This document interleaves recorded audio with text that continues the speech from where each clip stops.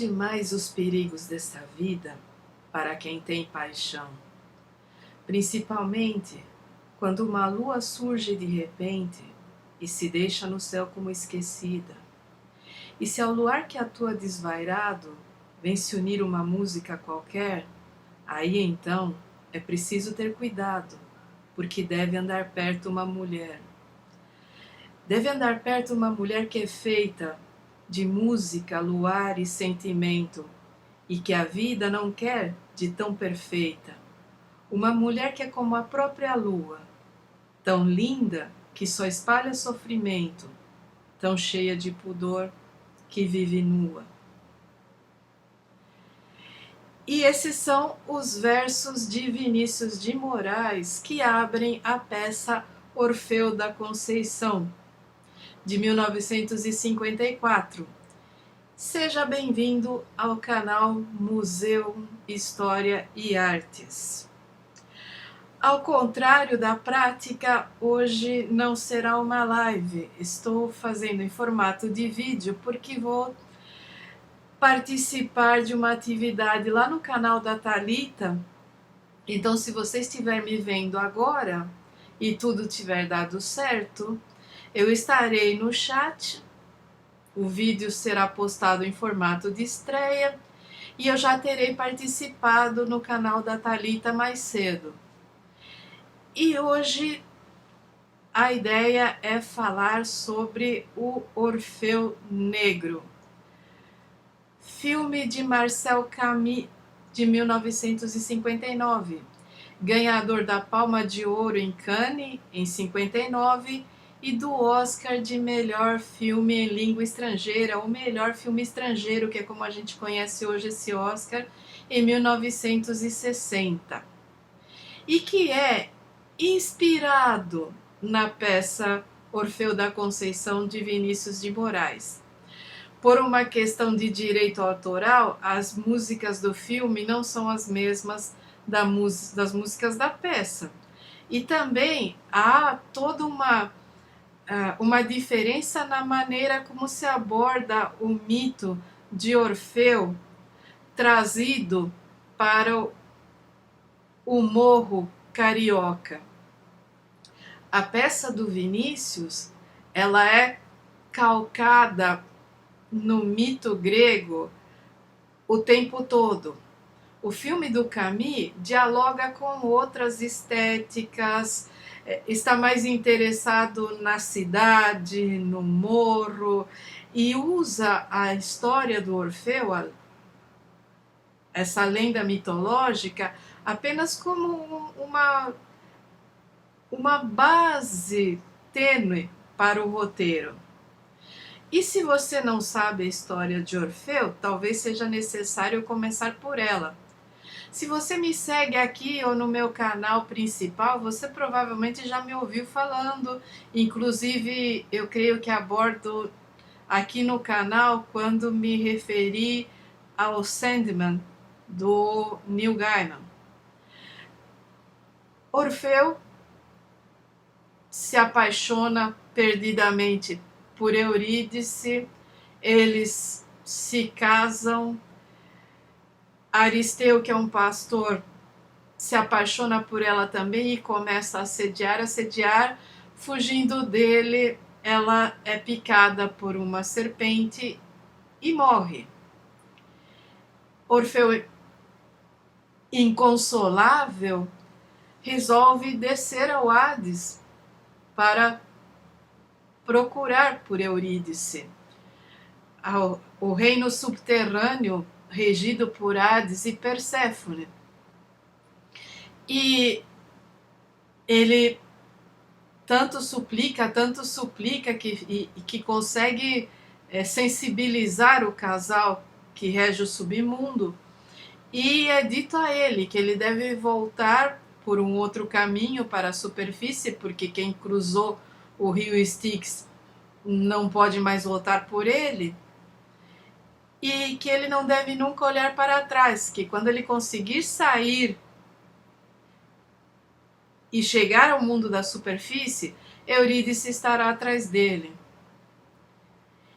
e ele passa uma jornada longuíssima subindo por todo tipo de trilhas em direção à superfície, sozinho.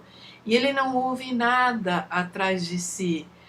E o tempo todo a mente dele lutando contra e lutando contra, ele acaba por pensar que Hades o enganou. E ele se volta, e quando ele se volta, ele vê Eurídice sendo sugada pelas profundezas. E depois ele vai ter outros transtornos na vida, né? Mas essa é a lenda de Orfeu e Eurídice, a lenda mitológica. E a partir daí, Vinícius de Moraes escreveu Orfeu da Conceição e deixou bem claro nas instruções para a montagem alguns, alguns requisitos. E ele diz o seguinte: os atores devem sempre ser negros, quer dizer, não podem ser trocados por atores brancos. As gírias devem ser sempre atualizadas, porque a linguagem popular é mutável. Então, para que a peça não se torne datada, a cada nova montagem, as gírias correntes devem ser atualizadas. As músicas também. A cada nova montagem, se houver algo que se tornou arcaico, uma construção ou alguma palavra que caiu em desuso, isso deve ser atualizado. Vinícius tinha a impressão de que a peça seria montada várias vezes, e não foi o caso. Nós estamos no Brasil, ela foi montada na época, fez sucesso relativo, teve a questão do filme, ela teve um ou outro revival, e nos anos 2000 ela tornou a ser montada, mas ela não se tornou uma referência no teatro brasileiro a ponto de que a cada momento alguém queira remontar ou participar. E isso mesmo tendo uma trilha musical interessantíssima. As músicas na peça são os poemas do Vinícius, musicados pelo Tom Jobim. E eu não sou fã do Jobim, gente. Olha, não sou lá muito amiga da bossa nova. Mas quando o Marcel Camus resolveu fazer a sua versão cinematográfica do Orfeu da Conceição, que ele chamou de Orfeu Negro, ele chamou o Jobim e o Luiz Bonfá para fazer a trilha sonora. E é uma outra trilha sonora. E vocês vão conhecer algumas das músicas, se tornaram ícones. Amanhã de Carnaval, na voz do Agostinho dos Santos, Felicidade, são músicas que tristeza não tem fim, felicidade sim, que é um leitmotiv no filme, é uma música que vai sendo retomada em diversos arranjos ao longo da trajetória do Orfeu. Vinícius chamou Orfeu da Conceição de uma tragédia carioca em 3 atos. O Orfeu Negro do Camus é um olhar, como eu disse antes e torno a dizer, é um olhar estrangeiro sobre o Brasil e o Rio de Janeiro. É um olhar carinhoso, é um olhar cheio de ternura, é um diretor interessado em conhecer, mas que o Brasil não é um enigma que se abra ao estrangeiro com facilidade. O Brasil tem diversas capas, o Brasil tem diversas abordagens, e cada região é diferente da outra, e o Rio não é o Brasil, o Morro não é o Brasil, ele é um dos tantos Brasis. E eu posso falar do olhar estrangeiro porque eu mesma ainda me sinto um bocado estrangeira às vezes, mesmo que no próximo ano vai completar 50 anos que eu vivo nesse país e que eu fiz a minha vida aqui. Para entender o Brasil, não basta conhecer um poeta, um escritor, isso dá uma dimensão apenas. Para conhecer o Brasil é preciso muito mais. E às vezes o olhar europeu não está pronto para descobrir algumas das piores coisas que nós temos aqui na América Latina como um todo e que são traumas e resquícios da colonização. Quando eu assisti o Orfeu Negro pela primeira vez, eu era criança e me encantei com a música, e embora as imagens fossem em preto e branco naquela época, pelo veículo, né, porque a TV em casa era em preto e branco, ainda assim havia na fotografia algo de assustador nos momentos de maior tensão, algo de estranho. E para mim, que nasci em um país onde a população negra é minoria e está restrita a poucas áreas das cidades, era um encantamento, de certa forma, também ver todas aquelas pessoas negras e a maneira como alegre como elas interagiam no filme, mesmo quando a vida delas não parecia ser tão alegre. Porque eu venho de um país soturno, eu venho de um país em que a alegria não é uma constante, em que as pessoas têm uma outra maneira de encarar a vida. Então, esse filme me encantou e eu levei muito tempo para assisti-lo novamente, porque às vezes, quando eu penso em algum filme que eu gostei demais na minha infância ou na minha juventude, eu tenho medo de tornar a assistir. Eu tenho medo de que a pessoa que eu era e que não existe mais tenha se enganado ou que vá perder a inocência em relação àquele filme ou àquele livro. Mas cedo ou tarde eu sempre acabo revisitando por um motivo ou por outro. O que me levou a revisitar Orfeu Negro foi o pedido da Thalita Cabral. Esse vídeo vai dedicado a ela. Eu não tenho o costume de aceitar sugestões nesse canal, só aceito mesmo ou se já estiver nos meus planos ou se for um filme que eu realmente gostei e que me interessa. Por exemplo, eu devo fazer daqui a algum tempo, a pedido da Luane, uma análise de O Perfume. Mas não será uma análise unicamente do filme. Eu vou comparar O Perfume com O Nome da Rosa e ver como a montagem dos dois filmes ficou aquém dos dois livros e comparar as duas mídias. Porque me parece que esse não é para ser um canal de crítica cinematográfica. Quem sou eu para abordar 500 aspectos técnicos? Eu só vou abordar os aspectos técnicos que eu posso dominar ou que me interessam. Mas de resto, esse é um canal para dialogar com a minha formação de historiadora e para mostrar o quanto que o cinema interage com sua própria época, o que precisa para um filme se tornar atemporal, às vezes, que às vezes quanto mais ele é voltado para uma questão de época, mais universal que ele se torna. E isso é um paradoxo insolúvel. Por que alguns filmes ficam datados e outros não? Essa é uma pergunta que não tem resposta. Porque por mais que se analise a estrutura técnica de um filme, é o olhar que vai conferir a ele esse ou aquele pertencimento.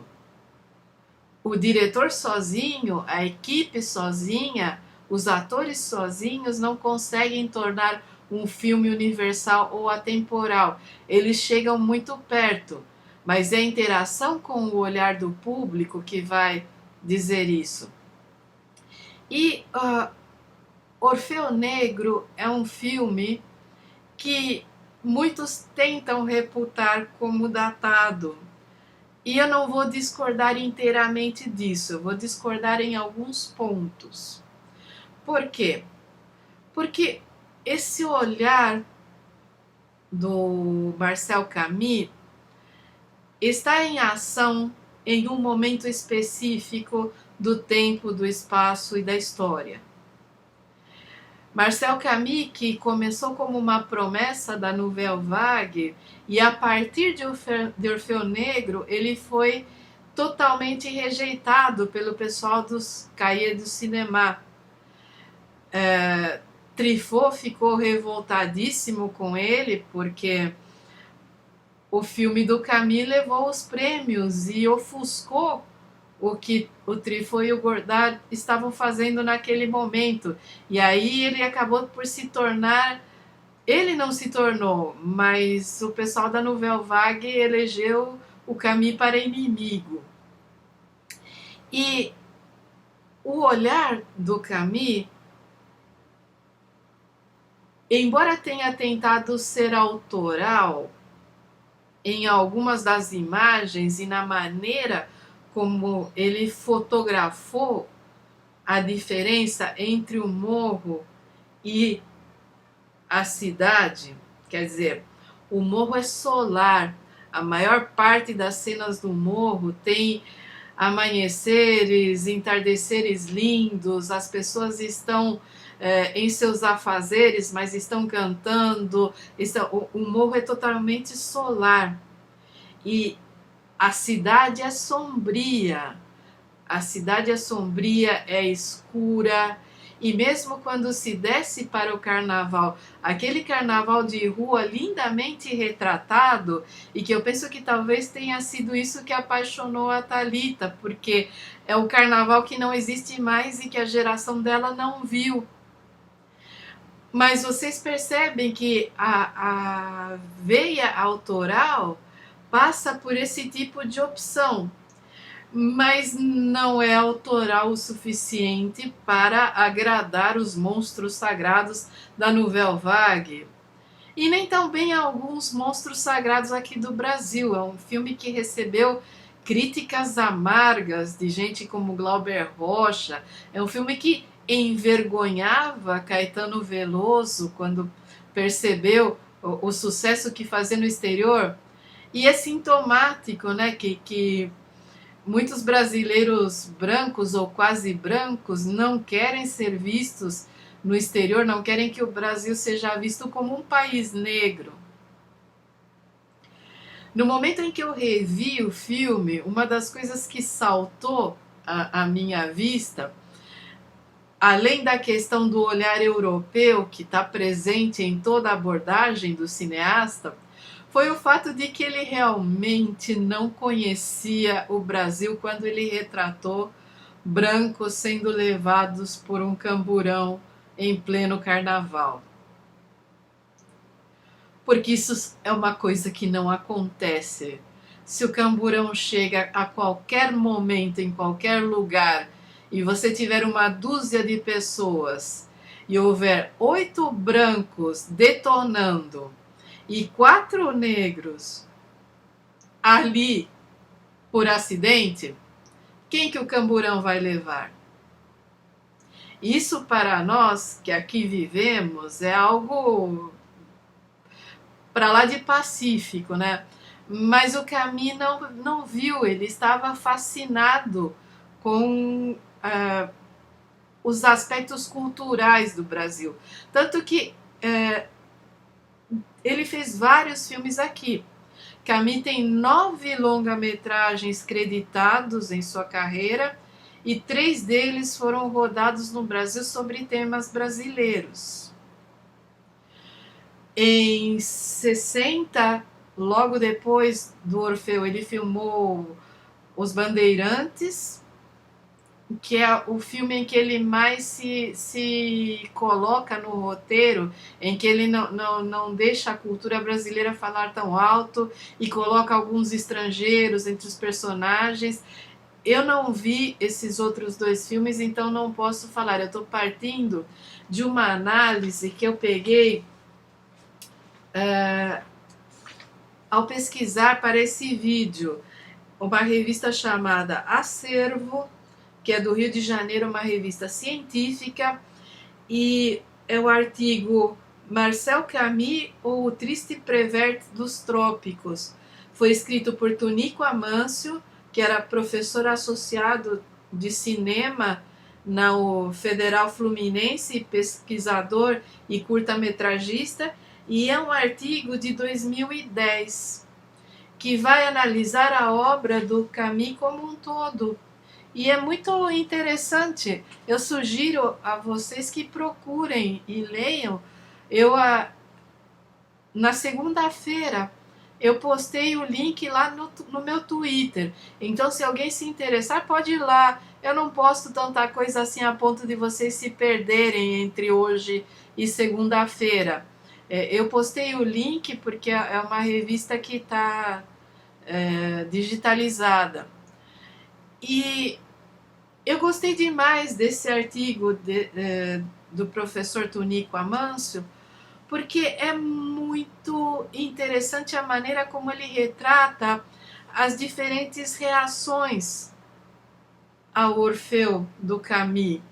Como que os brasileiros de classe alta ou intelectualizados odiaram esse filme e consideraram o europeu demais, romântico, ingênuo, como se isso fosse realmente um pecado, como se às vezes a gente não gostasse.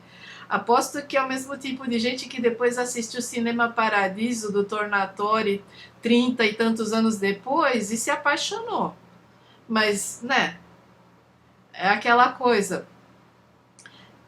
Os filmes dele feitos aqui são falados em português. O terceiro filme se chama Otália da Bahia e é baseado em personagens do Jorge Amado e parece ser o que tem uma preocupação social maior, que tem uma identidade política maior. Mas não é só essa interação que o Camus teve com o Brasil. Durante as filmagens de Orfeu, ele se casou rapidamente com a atriz que fazia a Eurídice, que se chama Marpesa Adão. Ela já é falecida, era uma atriz nascida nos Estados Unidos, mas que passou a maior parte da vida na França. Eles se casaram e logo depois se divorciaram, tanto que eu não achei em lugar algum a data, mas é durante ou logo depois da elaboração desse filme. E no ano seguinte, em 59, ele se casou com Lourdes de Oliveira, que é a atriz brasileira que faz a Mira em Orfeu Negro. E eles ficaram casados até 1982, quando ele faleceu. Tiveram 2 filhos, um deles, inclusive, é escritor.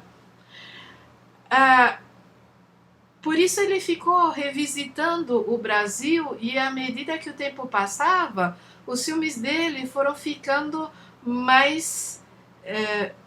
menos ingênuos e mais observadores realmente da realidade brasileira, não tão perdidos na cultura e mais próximos da realidade. Mas mesmo assim eu não considero o Orfeu Negro um filme ruim, pelo contrário, eu considero um filme belamente concebido, eu considero que a maneira como ele retrata aquelas... eu não concordo com todo esse uso de palavras de negros exóticos e infantilizados que o próprio Barack Obama utilizou para se referir ao filme. Para mim, olhando como estrangeira também, eu penso que ele tentou capturar a energia que havia no carnaval que se talvez ele fosse ambientar esse filme em um período do ano em que as pessoas são mais prisioneiras da rotina, do cotidiano, do ganha-pão, talvez a energia do filme fosse outra, mas para mim o que ele tenta nesse filme é capturar toda essa energia que o carnaval tinha até bem pouco atrás, até poucas décadas atrás. O carnaval foi sendo domesticado.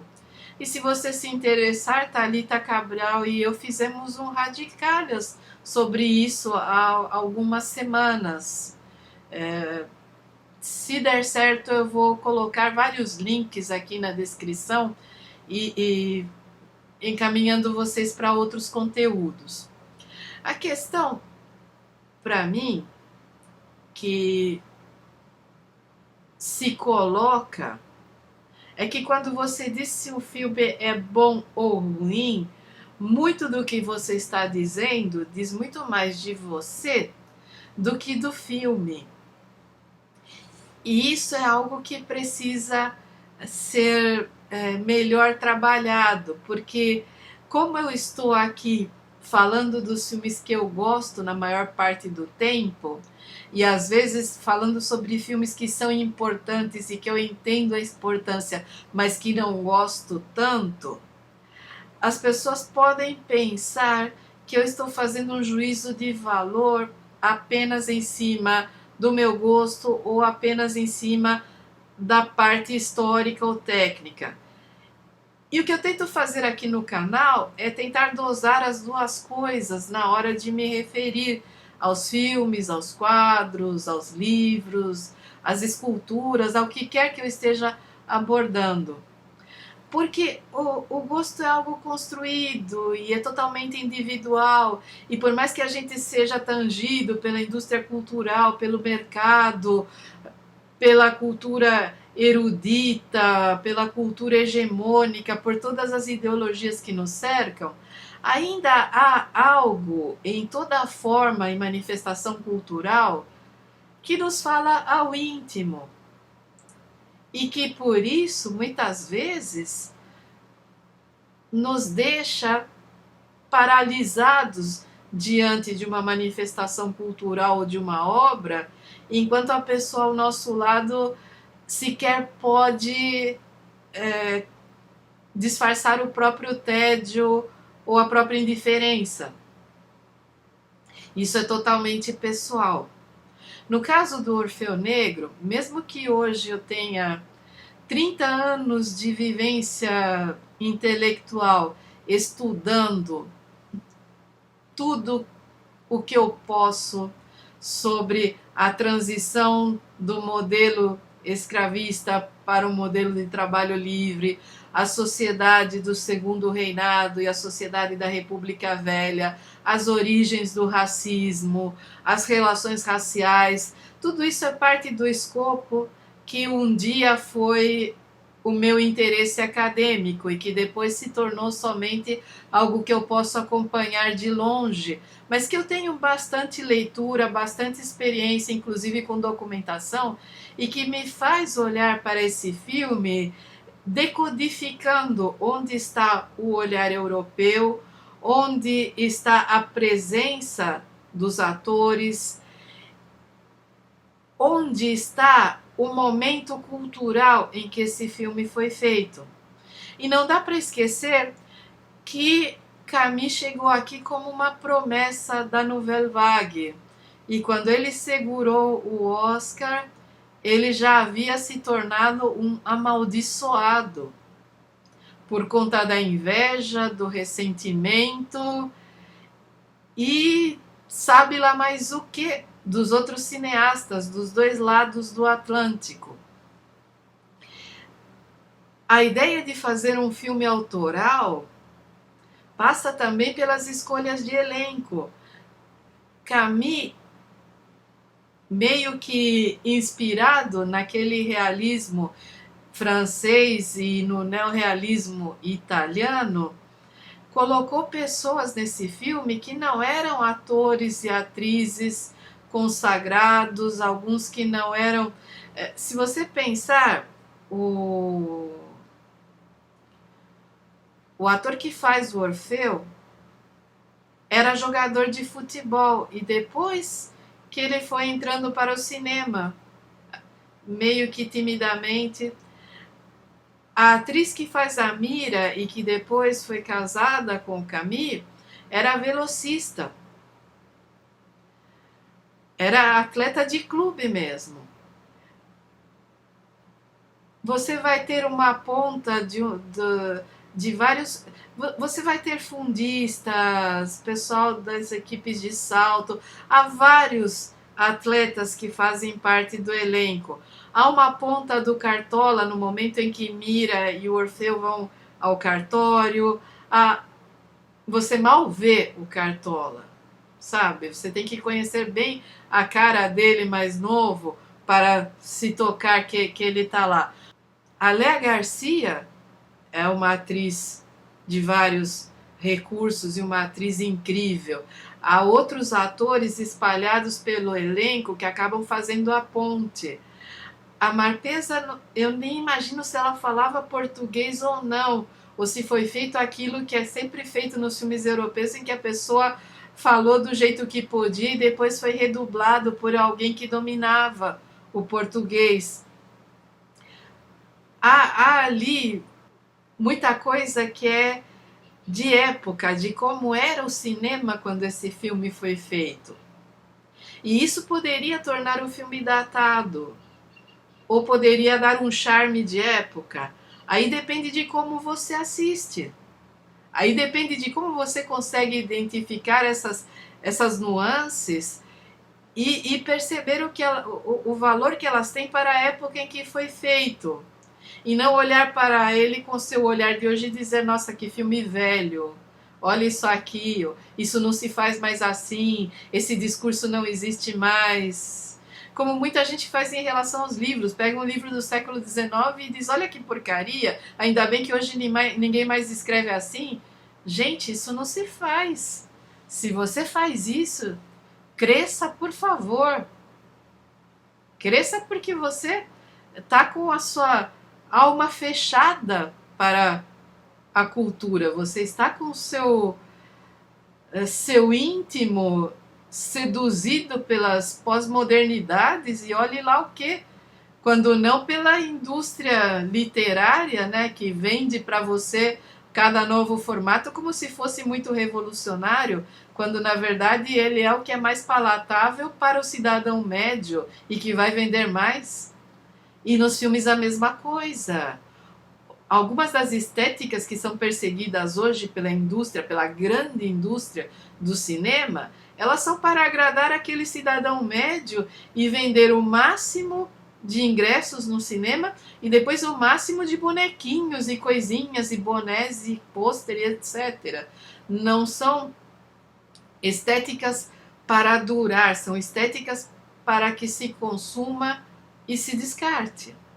E a trama do filme tem vários desses momentos em que há uma estética que tenta ser autoral, como eu disse, na fotografia e na maneira de contar a história, e há também uma tentativa de capturar a cultura do Brasil, de capturar o momento do carnaval, a presença das formas religiosas de matriz africana, a presença de uma sociedade que ele via como riquíssima culturalmente e que muitas vezes nós perdemos de vista essa riqueza.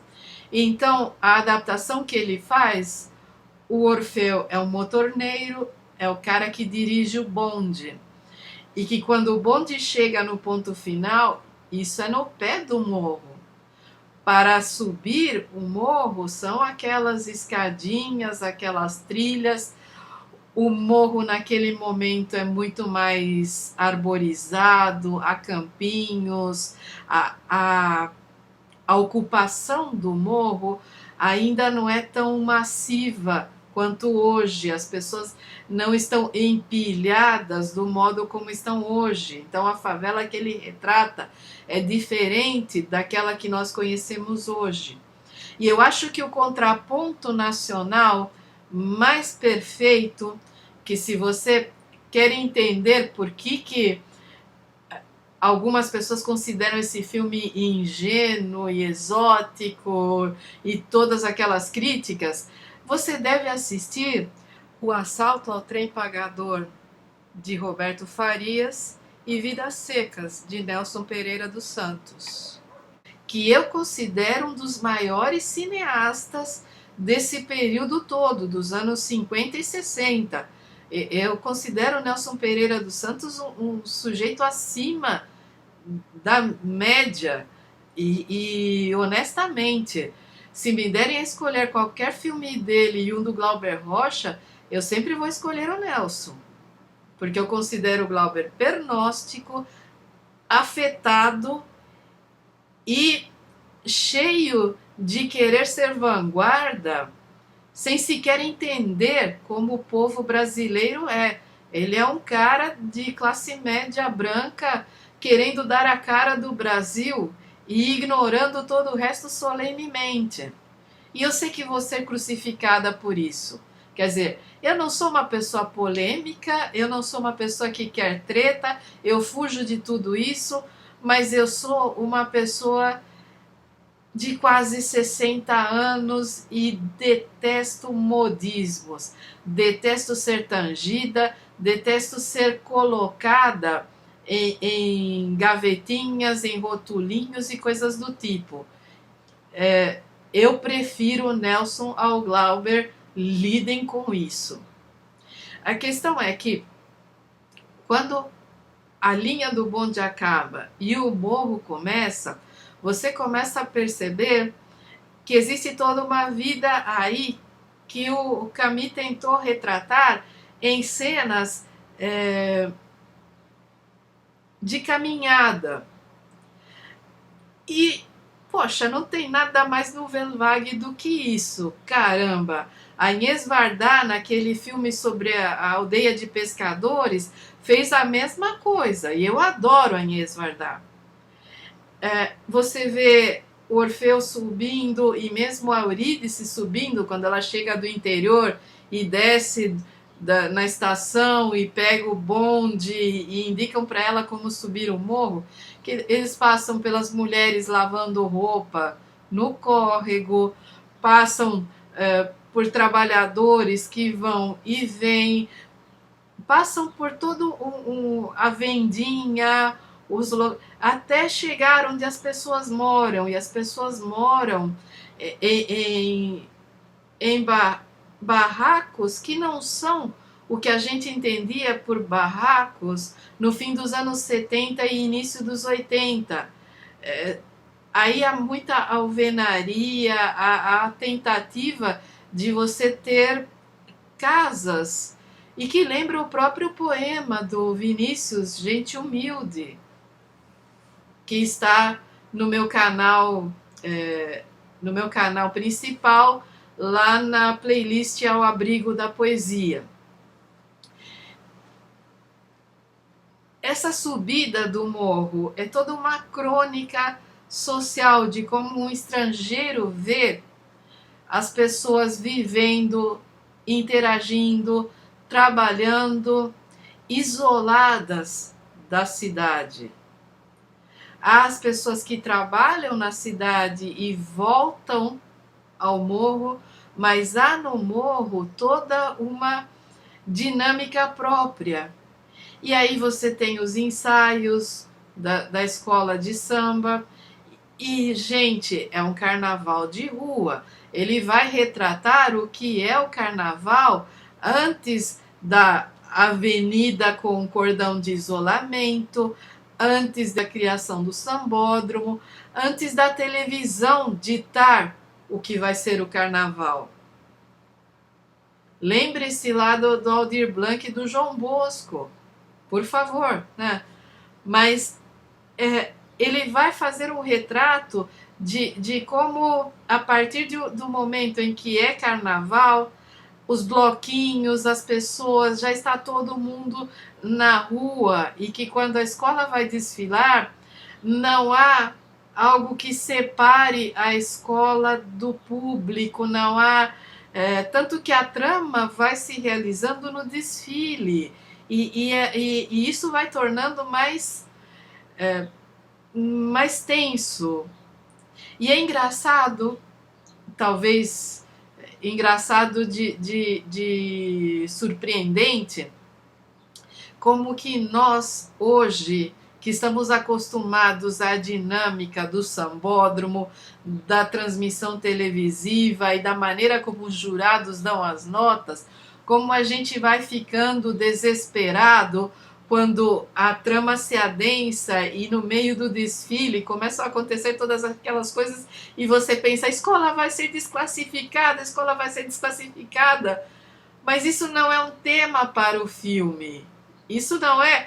O pessoal que vai lá e tenta fazer a escola fluir e tudo mais, e tenta meio que dar uma disciplinada, mas você tem crianças correndo no meio do desfile, você tem. É um outro momento histórico, é um outro momento, e é o olhar do estrangeiro maravilhado com aquilo, maravilhado, e a ideia dele de centrar isso e de tirar da. De colocar o Aristeu da lenda grega, do mito, como um misto entre a própria morte e alguém que vem perseguindo a Eurídice desde a terra natal dela, que dá a impressão de que ela veio migrando pelo Brasil em direção ao Rio, fugindo dessa morte que a espreita. E como em toda boa lenda grega, a morte vai se realizar, não importa o que aconteça, não importa como isso seja. Quanto mais você tentar evitar, é ali que se realiza. É disso que os oráculos falam. Em toda a lenda grega que se preza, quanto mais você luta contra o destino, mais você realiza o destino. E é isso que vai acontecendo. A morte vai espreitando, a morte vai chegando, vai entrando, e é essa que está sempre com o rosto coberto.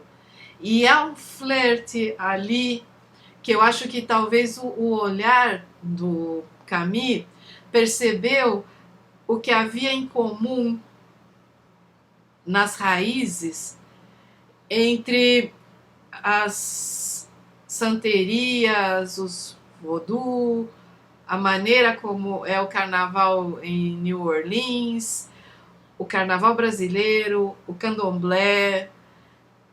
Ele fez essa morte passar por várias máscaras, e cada uma dessas máscaras remete a um tipo de matriz, a um tipo de crença enraizada em formatos da morte. Quando finalmente a Eurídice morre, ela não morre pela mão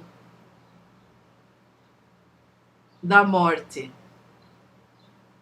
Ela morre porque ela está pedindo socorro ao Orfeu, e ele liga a luz, e a luz liga o fio de alta tensão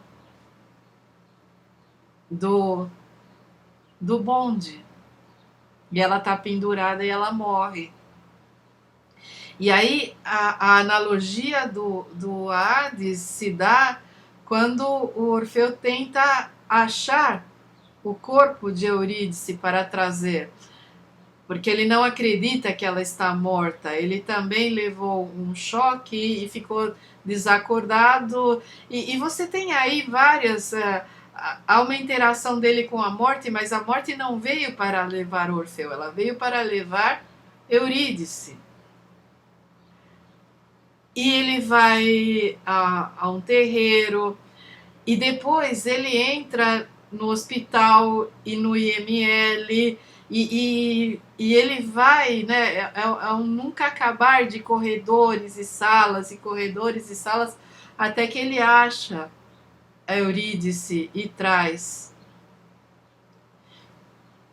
e finalmente, né, ao destino trágico, diferente do Orfeu original,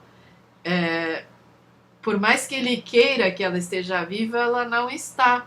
E no meio de um fuzuê que acontece no morro, ele cai do barranco com ela. E, gente, eu já disse aqui mais de uma vez, se um filme tem mais de 50 anos, não existe spoiler. Se você queria assistir, teve uma semana. E esse formato que o Camus colocou, que é totalmente diferente da peça do Vinícius de Moraes, e que só pega a peça, a ideia central da peça, que é montar um mito grego com atores negros e com música brasileira, e passa isso para a tela, e ele extrapola, ele tira do palco e joga no morro. E nessa interação entre o morro e o asfalto, entre o morro e a cidade. E eu acredito que é muito bem feito. Eu creio que se fosse um diretor brasileiro, poderia se perder, talvez, em tentar outras abordagens discursivas. O filme funciona porque ele é simples. Ele tem um monte de referências, ele tem um monte de coisas para observar, mas a história é contada de maneira simples e linear. E se você conhece o mito grego, você sabe o que vai acontecer, não há surpresa ali, você só tem que ir fazendo as pontes entre a maneira como ele está contando e o que ele está se baseando. Eu gostei demais, eu entendo por que a Thalita gostou, eu tenho algumas críticas hoje, mas são de cunho mais intelectual e que tem a ver mesmo com o fato de que ele não conhecia o Brasil o suficiente para entender que algumas das coisas que ele colocou no filme, como os brancos sendo presos, nunca aconteceriam aqui.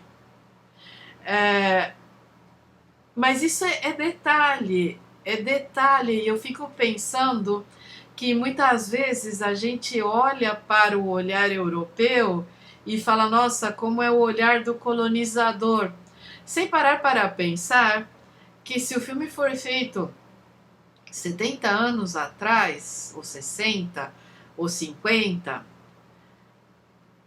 a Europa ainda tinha colônias tentando se independizar.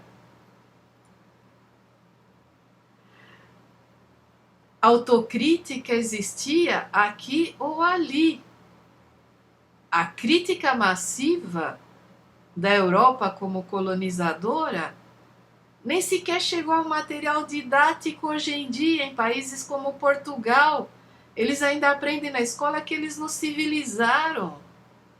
E muitos franceses ainda aprendem assim. Então é muito difícil a gente olhar para esse olhar e demonizar esse olhar como se todo europeu tivesse a capacidade de abstrair toda a sua formação e fazer um meia-culpa público de joelhos se açoitando na rua porque nasceu em um país que colonizou outros.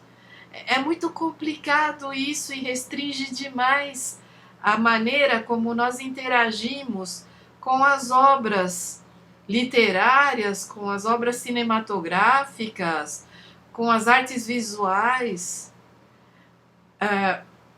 Eu não compactuo com a cultura do cancelamento como ela é feita a partir de inferências anacrônicas, de pegar uma obra que está situada 500 anos atrás, 200 anos atrás ou 50 anos atrás e a pessoa ser cancelada ou criticada com o olhar de hoje e desmerecida.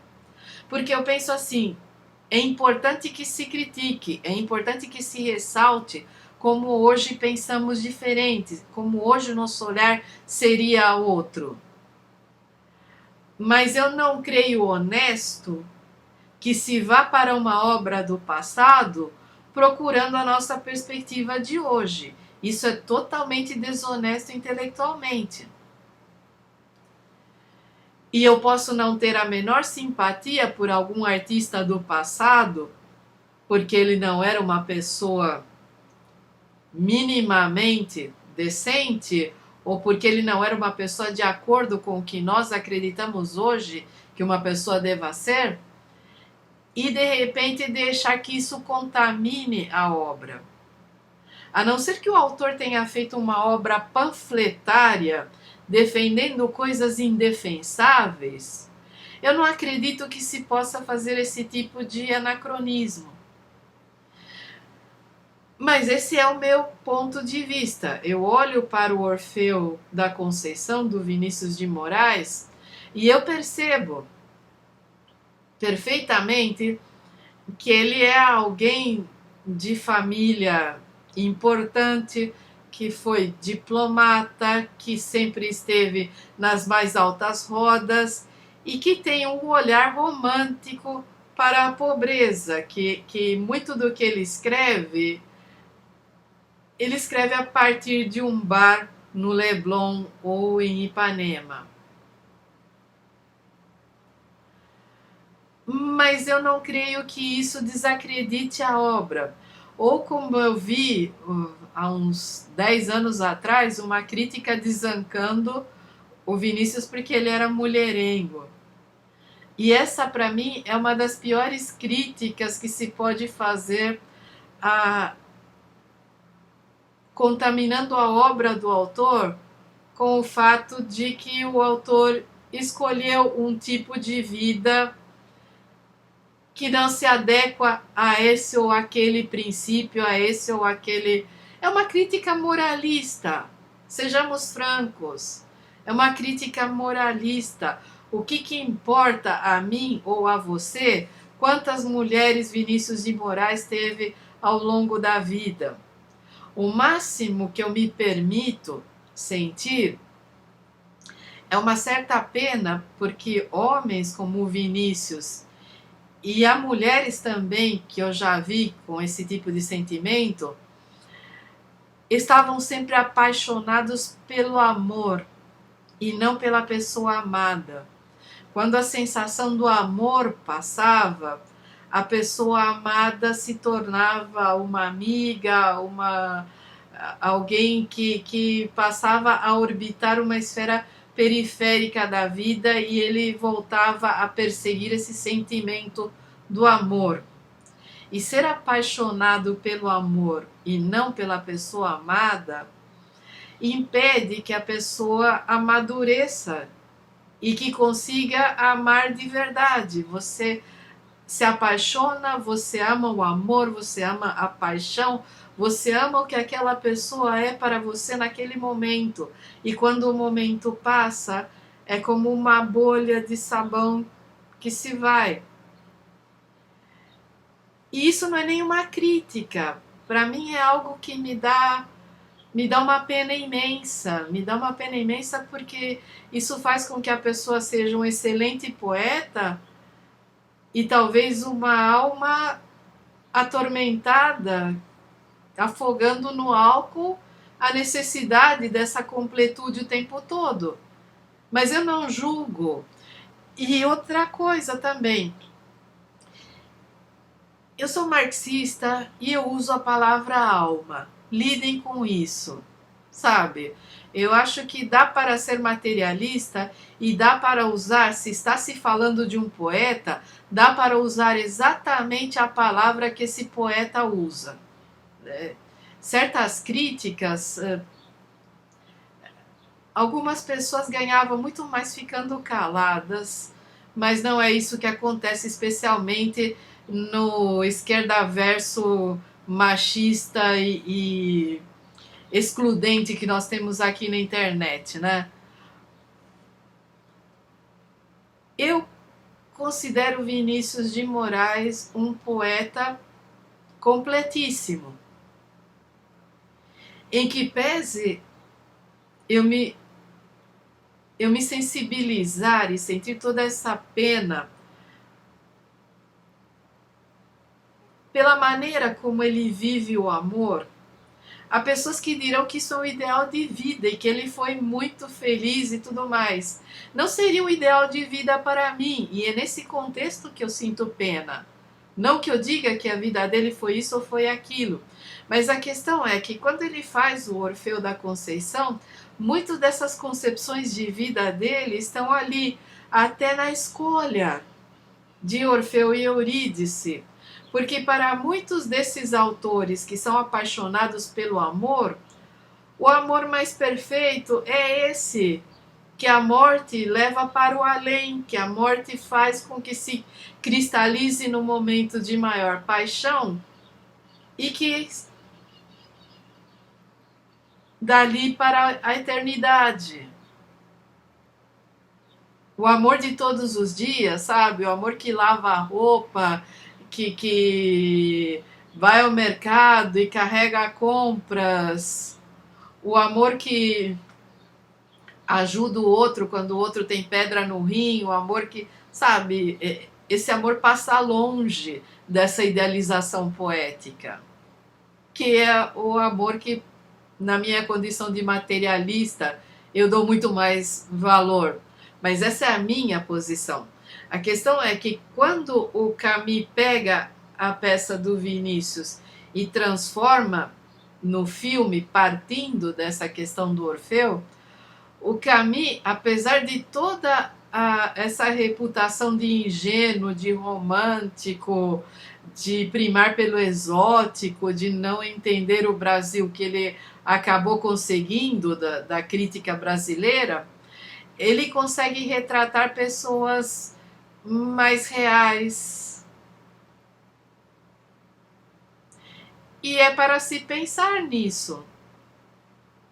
Talvez porque o Camus, em sua vida pessoal, pareça ter sido uma pessoa muito mais equilibrada e menos arrebatada pelo sentimento abstrato do amor. Há muito mais amor tangível na obra do Camus do que na obra do Vinícius. A obra do Vinícius é muito mais idealizada. E é legal perceber essas nuances, é legal se aproximar de um filme, de uma peça de teatro ou de qualquer obra, percebendo o quanto do autor está lá e por que é que está lá. Pensar que o autor é totalmente independente da obra, e aqui eu estou sendo dialética, gente.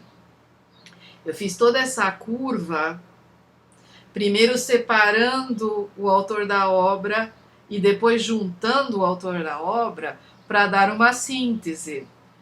Às vezes o pessoal que assiste não tem a menor noção de como a dialética funciona e fala em dialética como se fosse uma coisa do outro mundo e não entende esse tipo de raciocínio. Então, nesse momento em que eu dei a volta e estou fazendo a minha síntese,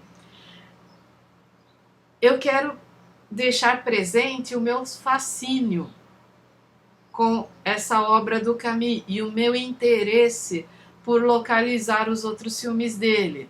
Talvez não para agora, talvez para quando eu esteja pronta a ver novamente, talvez no momento em que eu consiga localizar alguns desses filmes.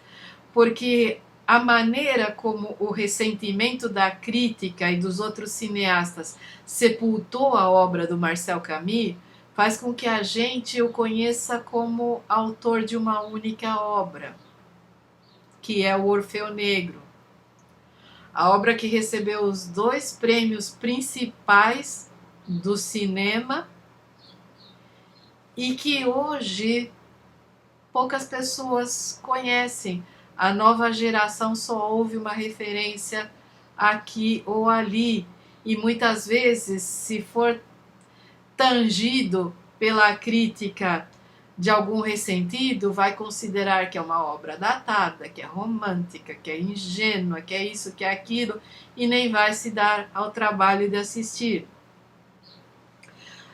A versão que eu tive acesso aqui no YouTube e que a Thalita me marcou, num dos momentos da música, a música foi retirada provavelmente por questão de direitos autorais, porque o YouTube tem muito disso. Então, se vocês forem tentar assistir, procurem uma versão que seja integral, em que nem o YouTube tenha censurado a parte musical e nem a plataforma que postou tenha cortado algum pedaço ou coisa do tipo. Tentem achar em algum lugar a versão integral. Ainda estou atrás, eu quero assistir para ter a experiência completa. A música é belíssima, a fotografia é muito interessante, é um contraste imenso essa questão do colorido e que na minha infância passou totalmente despercebido porque eu assisti em uma TV preto e branco. Há o naturalismo dos atores, porque muitos deles não são atores profissionais. Então há um frescor, uma espontaneidade, há muita coisa nesse filme que é interessante. É só não ser um snob na hora de assistir. É só não se deixar impressionar por críticas de gente snob e ressentida, de gente pernóstica. É só assistir com a crítica que o Obama faz, é mais ou menos assim. Ele foi assistir esse filme com a mãe no cinema e ele ficou revoltadíssimo porque ele considerou que os negros estavam sendo infantilizados no filme e que ele foi se voltar para a mãe para falar para ela, vamos embora, e que a mãe estava totalmente extasiada assistindo. E que ele percebeu que para a mãe, que era uma mulher branca, esse filme tinha aberto uma janela para o seu próprio íntimo. E eu achei até uma escolha feliz de palavras, porque quando qualquer obra de arte ou qualquer forma de cultura cala fundo no nosso íntimo, é uma janela que se abre. É uma janela que se abre para que o diferente entre, mas também para que nós olhemos para dentro de nós mesmos e percebamos a interação entre o que somos e essa obra que está entrando em nós e que provavelmente em alguma medida vai mudar o que somos para sempre. Pode ser um tantinho de nada, ou pode ser uma reviravolta em nossa percepção do mundo. O importante é que se mantenha aberto, que não se feche nenhuma janela, que não nos concentremos em conservar certas coisas e que isso nos impeça de interagir com o mundo, com a arte, com a vida e de estar aberto à mudança. E eu creio que é isso. Eu estou tentando deixar esse vídeo com 1 hora e se tudo deu certo e você assistiu comigo na estreia, teremos conversado pelo chat e teremos nos aberto a uma experiência diferente. O próximo da minha lista, como eu já disse antes, é a trilogia da guerra do Rossellini. E eu vou falar dos 3 filmes de uma só vez, com ênfase em Roma Cidade Aberta, que é o meu favorito. Eu vou falar de Paisà e de Alemanha no Zero, meio que em torno do que foi Roma Cidade Aberta. O curtinha sai na próxima semana e a live será na semana seguinte. Muito obrigada a você que ficou comigo até agora. Cuidem-se muito, vão atrás das vacinas. A vacinação para a gripe também já está começando. Não seja essa pessoa. Não seja. Vacine-se, abra-se a novas experiências, seja alguém que acrescenta aos outros sem mergulhar nessa babaquice da positividade ou de todas essas coutices que andam nos assediando. Seja a melhor versão de si mesmo. E a gente se vê por aqui ou por ali. Até!